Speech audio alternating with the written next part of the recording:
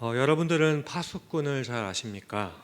파수꾼은 남들이 다 잘 때 자지 않고 적들이 오는지 안 오는지를 잘 지켜보다가 적들이 오면 사람들을 깨워서 대처하게 만드는 사람입니다.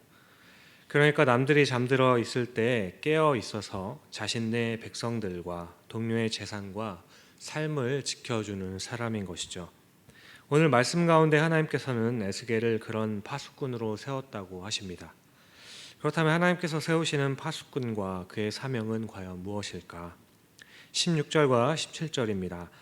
7일 후에 여호와의 말씀이 내게 임하여 이르시되 인자야 내가 너를 이스라엘 족속의 파수꾼으로 세웠으니 너는 내 입의 말을 듣고 나를 대신하여 그들을 깨우치라. 사실 에스겔은 포로로 잡혀오지만 않았어도 한 30살쯤 되었기 때문에 성전에서 제사장의 역할을 하였을 것으로 예상이 됩니다. 그러나 포로로 잡혀와서 바벨론 제국의 그 그발 강가에 위치한 포로 수용소에서 할 일 없이 절망과 낙심에 빠져 있었던 것이죠. 그런데 하나님께서는 절망하던 청년인 에스겔을 부르셔서 또 다른 사명을 주신 것입니다. 내가 너를 이스라엘의 파수꾼으로 세웠느니. 그런데요, 사실 에스겔이 기대했던 것은 나이가 차면 솔로몬 성전에 올라가 제사장의 역할을 하는 것이었을 겁니다.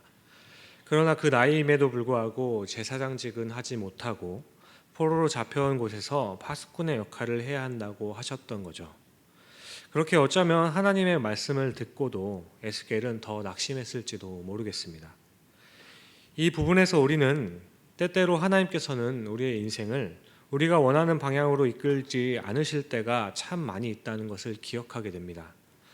나는 제사장의 역할을 하고 싶은데 하나님께서는 너는 파수꾼으로 있어라 하신 거죠. 나는 이 길이 더 좋아 보이고 가고 싶은 길인데 하나님께서는 전혀 생각하지도 않는 길로 가라고 하실 때가 종종 있다는 겁니다. 나는 안정되어서 편안한 삶을 살고 싶은데 하나님께서는 한치 앞도 볼 수 없는 그런 격동하고 불규칙적인 상황으로 몰아넣으실 때가 많이 있다는 겁니다. 그런데요, 이런 상황에 대해서 여러분들은 어떻게 생각하고 계십니까? 하나님의 판단에 오류가 있다고 생각하시나요? 하나님께서 하시는 그 선택에 아주 작은 실수라도 있으실까요? 하나님께서 제사장을 준비하던 사람에게 파수꾼을 준비하라고 하셨던 이 결정에는 전혀 한치의 오류나 실수는 없었다고 생각됩니다. 사랑하는 성도님 여러분, 혹시나 기도하면서 준비했던 그 길들이 다 막혀버리고 혹시 새로운 다른 길들이 열리고 계십니까? 전능하신 하나님께서는 우리의 삶의 길을 가장 선한 길로 모든 것을 협력하여 가장 좋은 길로 만들어 가시는 분인 줄을 잊지 않으셨으면 좋겠습니다.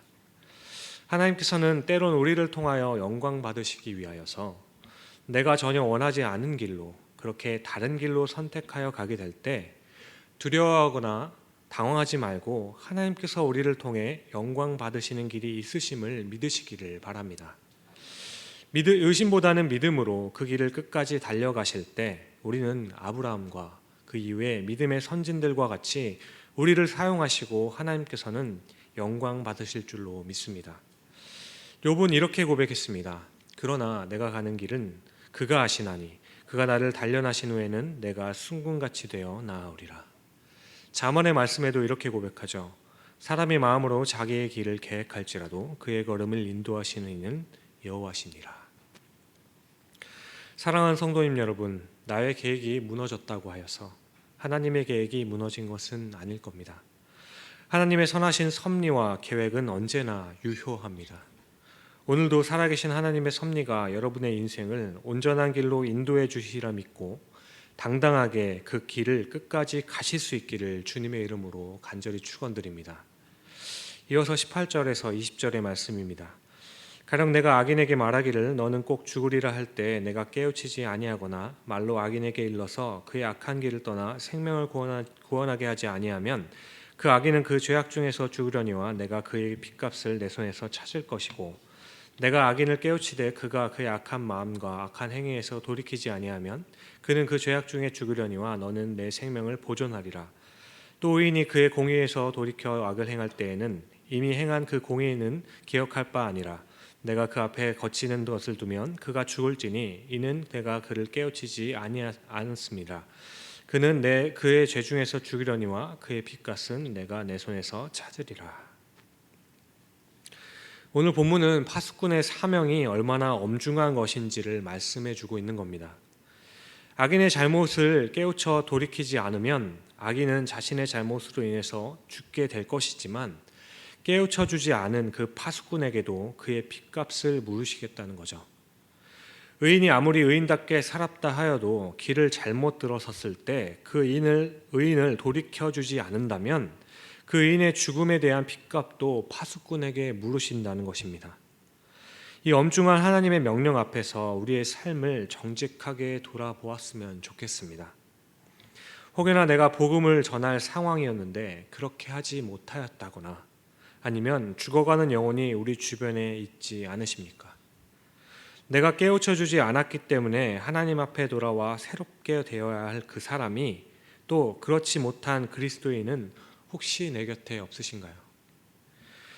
그 핏값을 내게서 물으시겠다는 이 엄중한 주님의 명령 앞에서 오늘 우리는 영적인 파수꾼이라는 우리의 사명을 다시 한번 확인하는 시간이 되었으면 좋겠습니다. 우리를 돌아보기를 원합니다. 나로 인해서 복음이 가려워지고 나 때문에 하나님 앞에서 돌이키지 못하는 사람이 없도록 정직하게 우리 주변을 돌아보면서 그들을 위해 기도하며 헌신할 수 있는 우리가 될 수 있기를 바랍니다. 다음으로 22절 이하의 말씀입니다. 여호와께서 권능으로 거기서 내게 임하시고 또 내게 이르시되 일어나 들로 나아가라. 내가 거기서 너와 말하리라 하시기로 내가 일어나 들로 나아가니 여호와의 영광이 거기에 머물렀는데 내가 전에 그발 강가에서 보던 영광과 같은지라.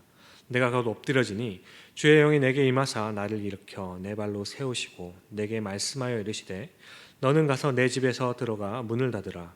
너 인자야 보라 무리가 내 위에 줄을 놓아 너를 동여매리니 내가 그들 가운데서 나오지 못할 것이라.